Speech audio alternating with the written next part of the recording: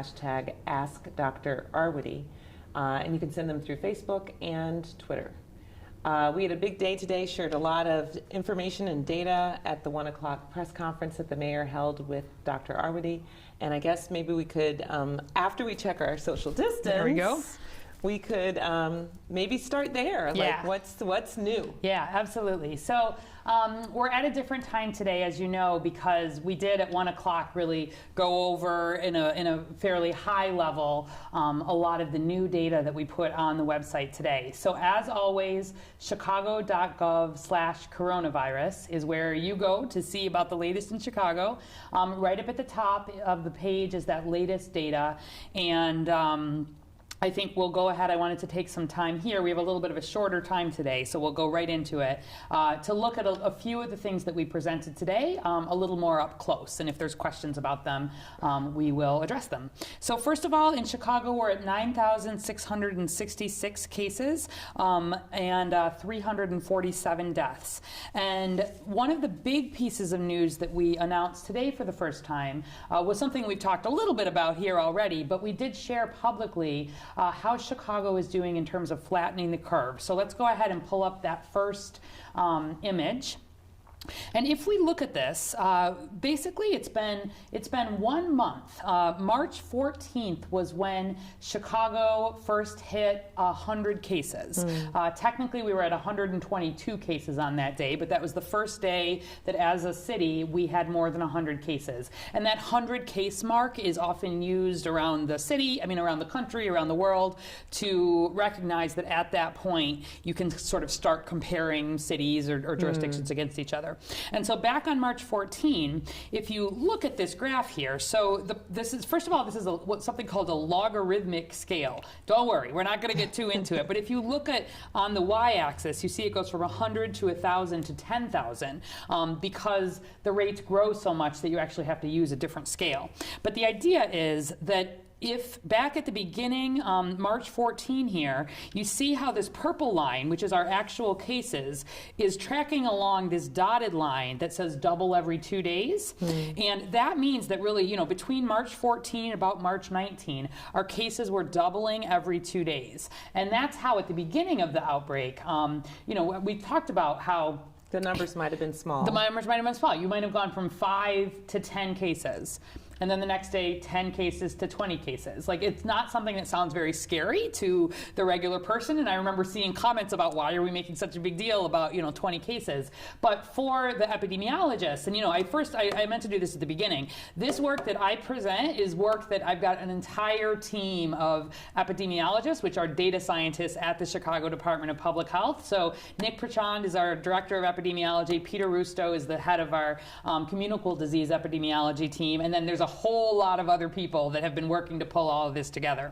But basically, if we look early on, doubling every 2 days is very scary to epidemiologists because we know that will really quickly get out of control. And so this idea of flattening the curve, which we've talked a lot about, is partly about seeing literally the number of days it's taking to double get longer. It's taking longer time to double.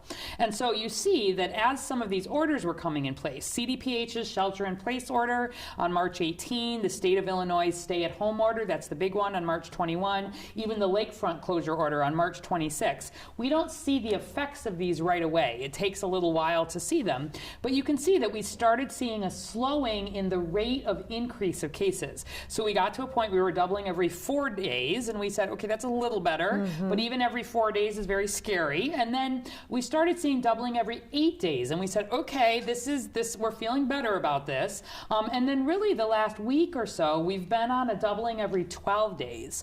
And this is huge.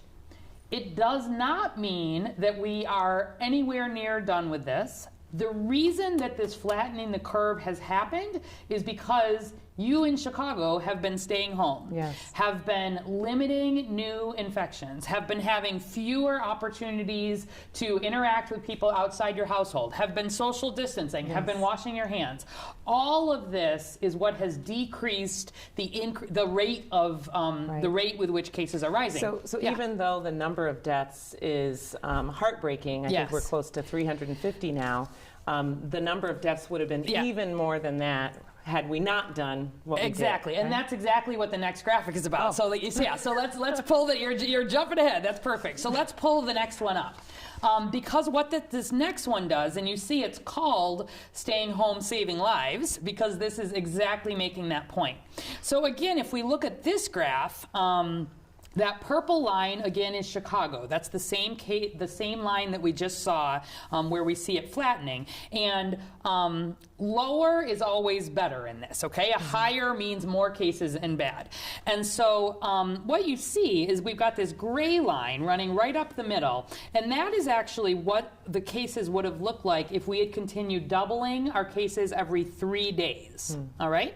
And actually, if you look early in March, do you see how that purple line is actually above that every 3-day doubling? That's because this was still when we were doubling like every 2 days. Yeah. And if, just to put this in some perspective, if we had been doubling every 2 days, just between March 14th and Monday when we ran this, basically a month later, if we had been doubling every 2 days, we would have had 1.5 million cases just in Chicago, and 48,000 deaths just in Chicago. And 48,000 deaths is as many people die in 2.5 years in Chicago, like during normal times. We probably realistically would not have continued on that path. Like that's just not, that would have been really outside of the realm of possibility. But say we had continued doubling every 3 days, which I think if we'd done none of the things to slow this down, if we hadn't taken all these painful actions, the shelter in place, the stay at home, et cetera, that is a possibility. Or even if we'd been slower to put some of that in place, you see that if we continued doubling every 3 days, we would be at 62,000 cases now and about 2,000 deaths here in Chicago. And as you said, in comparison, we're at a little bit under 10,000 cases, and then we were at 347 deaths. And to your point, every one of those deaths, every one of those cases is really it's hard, and these are people. Every time you look at these numbers, you think about, and I know we both know, everybody knows people who have been affected by this, have died from this, and it's really hard to sort of say only 347 deaths. By that we don't mean to diminish that number, but to make the point that this could have been much worse. And the progress that we're making already is because of you, is because of the good work that we're happening in Chicago. But importantly, we are not done here. Right. So we are still talking about doubling rates. And we need to get to a point where we stop talking about doubling rates. We stop talking about doubling every 12 days. Because face it, if we have 10,000 cases right now, if we double that in 12 days we'll have 20,000 cases, right? So we've got to keep making progress there and get to a point where we stop talking about doubling and we start talking about being totally flat, and then we start talking about actually seeing that rate, be going down. Right. And so we're not there yet. And ironically, so we're beginning to level. We're flattening. We are flattening the curve. But we need to bend it. But we need to actually get to a peak and then see it becoming down. And we've talked a whole lot on here about the whole point of flattening the curve is really about protecting the healthcare system. And so. We'll come back to the healthcare system in just a second, but the bottom line is that if we had seen that very, very steep increase, we would have come to a peak even sooner, probably, but in a way that would have overwhelmed our healthcare system, like no doubt about it. We look back 2-3 weeks, the way this was heading up. If we had not successfully flattened it, we would have looked like Italy or potentially like New York. But ironically, some of that success when you flatten the curve also pushes it a little bit longer out in time. And if you think back to some of those pictures that we've shown, and we'll do this again tomorrow, just reminding you that some of that success does mean that the peak comes a little bit later than it would have. And so I know that's really hard for people to hear because we do need to really be on the downward trajectory before we can safely and seriously be thinking about lifting a lot of this. Yes. But the reason that we're having to talk about about this in a little bit of a longer way is because of the progress we've made. And so it's sort of this mixed message of like, good job overall, but at the same time, we are not done. This is not a moment to be lightening up or thinking things are fine. We've been saying all along, April is our key month, and it really is. So good job and keep going. Good job. You are saving lives by staying home, and we need you to keep doing it. I'm going to pull up one more of the pictures that we showed today, which was some brand new data. I mean, all of this is new. But if you look at this map, let me give you some context. So we all know that people have been staying home generally. We see that the streets look pretty empty. We get a sense that people are out and about more. But we really wanted a way to be able to measure this as much as we could. So we've been looking at things like CTA ridership or, using, I mean, there's various ways to measure it. But we wanted a way really across the whole city to try to put some numbers on this, because part of the reason we're showing all this data, and we'll be putting this on the website and updating it, is because we want you to see the same data that we're seeing as we're making decisions. And so CDPH works with a health data company called Blue Dot. And Blue Dot uses infectious disease information and travel patterns from around the world. And normally they give us alerts when, for example, there's an outbreak of measles in Israel, and they look at the travel patterns and let us know how likely is it that in Chicago we might see travelers with measles. And we just use it as part of our emergency preparedness and some of our infectious disease planning. But they're really, they're a data company, and we talked to them about ways to measure this. And so we're partnering with them, and they're providing us some information from something called SafeGraph, which is a data company that pulls together anonymous location data from apps on cell phones. And so if you think about your cell phone or your mobile device, you know how in the applications it'll ask you, are you willing to show location data, right? Yeah. And like so, if you have a CTA app. like if you have a CTA app or a weather app or whatever. If you're sharing location data, then in a totally anonymous way, it doesn't capture your individual information. CDPH, the city, doesn't know who you are. We can't get down to individuals. But we end up capturing in this anonymous way a sense of how much cell phones and other mobile devices are moving in Chicago.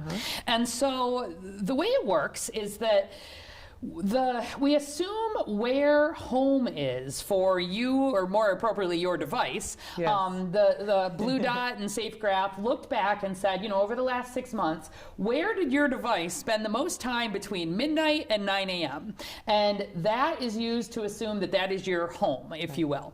And then it does this pinging of, again, these apps that are using your location in an anonymous way every half hour to say, are you near home or not? Are you at home or within 200 meters of what we think your home is? And it's able to sort of at a population level let you know, have there been changes in how people are staying home? And so at the press conference today, and we'll be putting some more data up, we showed that at baseline in Chicago, and this is not all cell phones, it's, you've got to sort of take a segment of them that are on enough of the time and moving, et cetera. But it's a validated way of doing this. At baseline, if you take February as a baseline, we were spending about 64% of our time, or our devices were spending about 64% of the time moving at around. home. No, at home. Think about the time you spend sleeping, the time you spend eating, you spend watching TV, about 64%, at least in February, right, when it's cold. Colder. We spend that time at home, and then we looked sort of over March, and actually it dipped. Maybe the weather's getting a little warmer. We saw that actually that dropped down more to kind of the high 50s to low 60s% that were home. And then we compared that against when these various orders went in place. And if you look on the website, you'll be able to see what some of that looked like, that we actually saw an increase from about 60% at home up to really in just a few weeks to a point where as a city, we're at just about 80% on average within 200 meters of those check-ins at home. And so what these two maps show is that on the left side, we've got the city of Chicago at the baseline period, February 1st to 15th. And this shows, again, this Blue Dot device movement. And you can see that most of the city is yellow. What percent was it at home? In that 60% 70%, 60 to 70% range. For those who may not know Chicago geography, that big red piece up on the left, that's O'Hare Airport.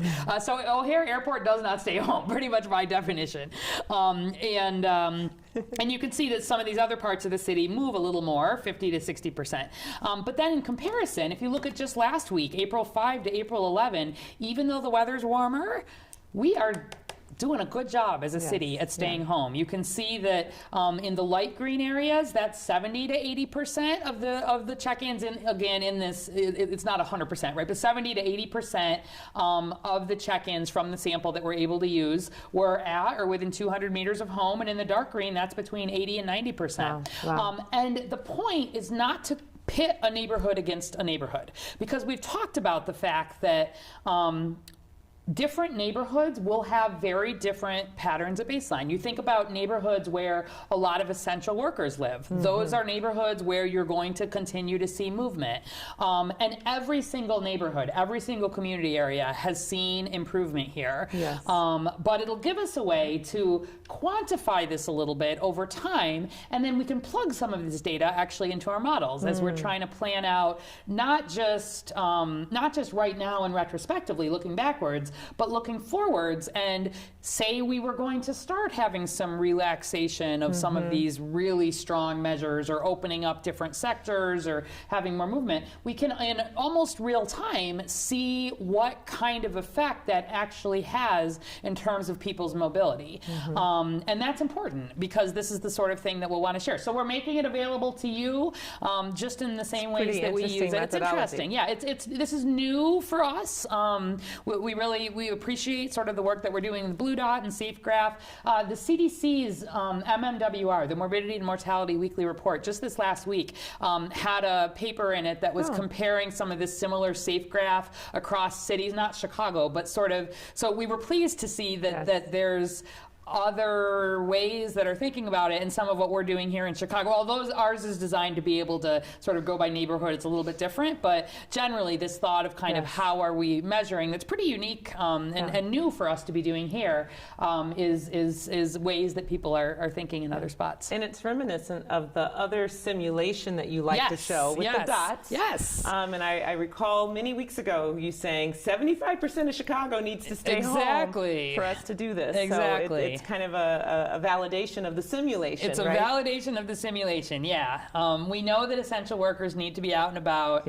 And we know that it's not like all of you are always staying home, but broadly we've been able to make some changes that we're really able to see as a city. And that in turn is the biggest part about why we've been able to make the progress on flattening the curve that we have. Which is exciting, because it means that the actions that each of us individuals are taking really are having an impact on this curve. Absolutely. And then we're going to look just at two more data pieces real quick here. So we're going to pull up the ICU bed capacity data. And if you look online, again, there's much more detail than this even available online. But this is really looking back over time at how we're doing with ICU bed capacity. Because remember, the biggest thing about flattening the curve is protecting our healthcare system, keeping it from getting overwhelmed. And so hospitals across Chicago have been reporting into us every day, what are their bed numbers like, what are their ICU numbers like, what are their ventilators like. And if we look at this graph overall, you can see that every day along the x-axis, the full bar shows you how many ICU beds are available. And you can see on the right-hand side of the graph here that those bars get a little bit taller because our hospitals have been surging. They've been seeing a lot of patients. They've been having to expand their ICU units, use parts of the hospital that they might not normally use for this type of ICU patient. And so, the hospitals are working really hard, but they've been able to expand that some capacity. And the blue dot here shows you the COVID patients within the ICU. And so if we go back to March 19 at the beginning, you can see that blue dot is pretty low. Only 7% of our ICU beds in Chicago were taken up by COVID, either confirmed patients or patients who we were waiting testing on or thought that they might have COVID. And if you pull that forward, just these few weeks, we're up to about 40% of our ICU beds being taken up by COVID patients. That's a lot of patients. But overall, you can see that the dark dark gray shows you the occupied ICU beds. And with some of this surge the hospitals have been able to do, we've remained at about 75, 78% full really throughout this whole time across the system. It doesn't mean individual hospitals haven't sort of gotten full at one point and needed to surge, but as a capacity across the system, we're busy, but we're doing okay. And the reason they are doing okay is because we flatten the curve. 100%. And then if we take a look at the last picture we're going to show, it's the ventilator capacity. So again, more details online, but at a high level, this shows, of course, the ventilators are the machines that help people breathe when they're really critically ill. And again, each of these lines represents how many ventilators were available across all of Chicago on a given day. And you can see up at the top, there's actually some of these striped lines. Those show the ones that we have in the stockpile, actually, that we can push out to hospitals as they're needed or move around in the system. But you can see, first of all, that we see if you go from left to right, you see that the bars themselves get quite a bit higher because we needed more ventilators. We got about 300 from the federal government. Some of our smaller hospitals were really starting to run out, and we pushed those out. And in the same way, the yellow line here represents the ventilators in use. And back just on March 19, only 1% of our ventilators were being used by COVID patients. And you just go to April 12th, about 25% of them are. And so both the blue one we showed a minute ago and this yellow line, see how it's going up, and then it too is kind of flattening? So we look at like these sorts of how our ICU patients, how our ventilator patients, how our hospitalized patients are doing. We've talked about this before. Like parallel trends. They're parallel trends, and because there's more testing that happens in the hospital setting, it's partly, we watch these carefully because you don't have the problems of people not getting tested here. So this is just high level some of what we mean when we talk about it. But the good news is that across the whole system here, again, as we've been able to increase some capacity, about 50% of our ventilators right now remain available. And so that, the bottom line of all of this is that because we've seen this curve flattening, 2 or 3 weeks ago, we in the hospitals were very, very worried that we were going to see what we had seen in Italy, to an extent what we've seen in New York. The city, the state, the governor, really moved quickly to get these orders in place, and then people have mostly taken them really seriously. And that is why not just Chicago, but Illinois is also really bending the curve, and we're doing much better than the U.S. as a whole. You'll see that online if you take a look. So none of this means that we're done, but we wanted to really share some of this in some more detail. And we'll be tracking these as well as testing data and a number of other things that we're making available, because these are some of the measures we'll be using as we decide to make the big decisions about eventually, this is not going to be a light switch, we've said. It's not like you go right back to normal. You say it's like a dial. It's like a dial as we sort of think about, over time, reopening some things and doing that in ways that are safe. We'll keep monitoring this kind of data to make sure that we don't start to see spikes again, as has happened in some other parts of the world. So we're a long way from done here, but it was a good day to be able to show some of the progress and some of the good work that you all have been doing. Yep. Okay. So we have just a few minutes. All right, we'll be quick. For get a few questions in. We'll have more time tomorrow. Yeah. There's one actually that just came in. It's a bit of a forensics question. Wes Martin, if someone in Chicago is actually shot and killed and they had the COVID-19 virus, would they be recorded as a COVID-19 death? So the medical examiner makes that determination. Generally, you assign the primary cause of death. And so in that case, if someone were shot, that would be considered their primary cause of death. We actually look at this sort of thing, like, is there a primary, is there a secondary? There's ways that you can use to account for it. But at the end of the day, the medical examiner makes that determination. So they would likely not be counted if that was not the thing that caused their ultimate death. Got it. Susan Sardo from Facebook, probably too early to tell now, but will mosquitoes carry or transmit the virus even though they are around in summer and fall? Okay, not too early to tell, because I have an easy answer for that. No, mosquitoes are not going to be a problem. Again, this virus, it's a respiratory virus, so it's spread by, getting the virus into your nose, your mouth, or your eyes. So it's not spread by blood. It's not a concern. We've looked at, India and other places where they have a lot of mosquitoes, not a concern. So you don't have to worry about mosquitoes. Great. Don Bransford from Facebook. A friend was tested at Roseland site last week and they drew a vial of blood and no swab. What was that test? Okay, so yeah, a blood test is, at least right now, is one of these antibody tests. So we've been talking about this every day. The antibody tests are the ones that look for your immune response as opposed to looking for the presence of active virus. So honestly, if you're getting a test right now, you should be getting both. You should not be getting just a blood test. So at least if there's decisions that are being made about it clinically. So the idea is that the nose swab one is the one that lets you know if you actually have virus right now in you, and that you use it to detect. And those antibody tests are still, they're not FDA approved yet for diagnosis. And there's a lot of different companies and a lot of different people out there. So I would, encourage, anyone who's maybe just had that blood test to reach back out to the provider or the tester where you got it, and especially if it was being done in the context of symptoms, which hopefully it was, to see about maybe, is there a need to get the other kind of test? And if you didn't have it, like depending what those results are, just know that those come with a lot of caveats around them. We can have false positives from the blood test right now, because if you were infected with not COVID-19 in the past, but another coronavirus in the past, like the common cold, those antibody tests, you can get a false positive on them and think that you maybe had COVID-19 and you hadn't. You can also have a false negative if you get tested, especially too early after you've been infected. So I would really caution. We have some, there's information on the website. We've been talking about this.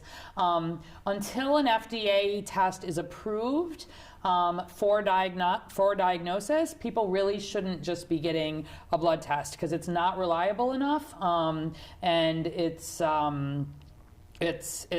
we'll have this technology. I think the FDA is likely to make an approval just in the next few days, and then we'll know again that test is validated and ready for use. But the particular company that you may have gotten may not be the one that's validated. So yeah. Okay. Hey, do you got any good news? Good All right, tips we're for going to be folks? quick today. Yes, I will. Well, let's find a quick one here. We got some good ones in. Oh yeah.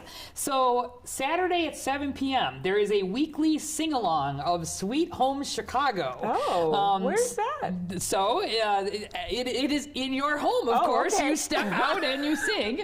But Me TV FM 87.7. So 87.7 FM will be broadcasting the song exactly as the sing-along starts. So 7 p.m. on Saturday at your home, of course. At your home, from your balcony. From your balcony, from your front porch. You could come out and sing Sweet Home Chicago. With the radio. With the radio and with the rest of Chicago.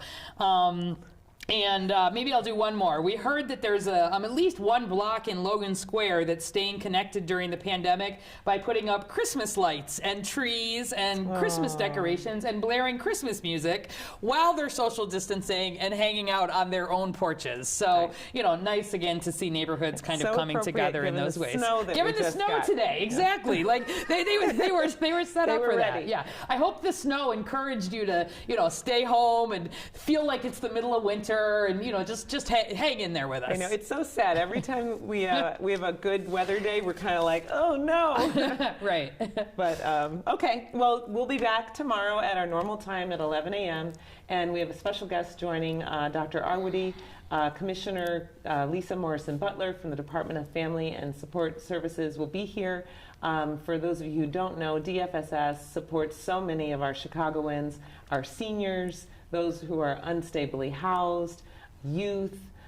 So there's a lot to talk about with the commissioner, and especially around the things that we announced this week that have been done for those who are unstably housed, but also what we've been doing for our seniors and really everybody who gets support through the FSS. Yeah, so. they're really the agency that takes care of a lot of the sort of social safety net, if you will, from the city perspective in Chicago, obviously with a lot of partners. So I know you'll have questions for her about the work that her department is doing.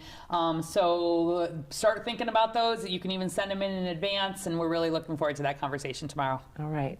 So Chicago, we are doing a good job of flattening the curve. We still want you to stay home and save lives.